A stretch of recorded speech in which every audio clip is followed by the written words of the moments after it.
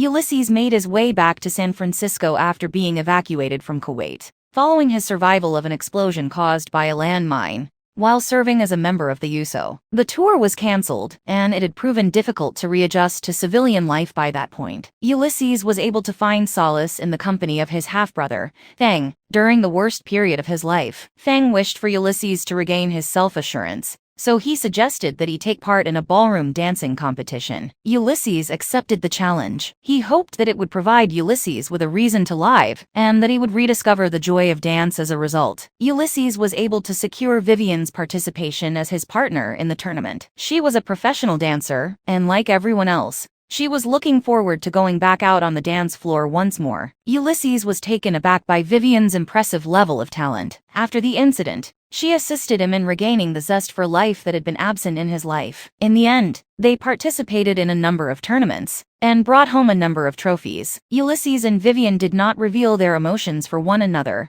until just before the regional tournament in Tampa, which was held in Florida. Ulysses was unable to picture his life without Vivian, despite the fact that their circumstances made it exceptionally challenging for them to be together. Ulysses endured a tremendous amount of remorse each and every time they were at home with Feng. Ulysses was able to gain his life back thanks to Feng, and the thought of how dissatisfied and cheated Feng would feel upon learning the truth is what ultimately led to his death. Vivian made the decision to call an end to her romance with Ulysses one night. Her mental state had deteriorated as a result of her time spent with two guys who were linked to each other. Ulysses had a difficult time getting over the intense affair that he and Vivian had experienced, but as time went on, he began to take pleasure in his role as an uncle to Zoe, who is Vivian's eldest daughter. After Ulysses and Vivian broke up, he moved in with Vivian and Feng and stayed with them for 6 years. During this time, his feelings for Vivian did not diminish at all. Vivian joined Ulysses and the girls in the living room one day when they were dancing, and she stayed for a while. As they hugged each other, Vivian and Ulysses reignited the flame that had previously been between them,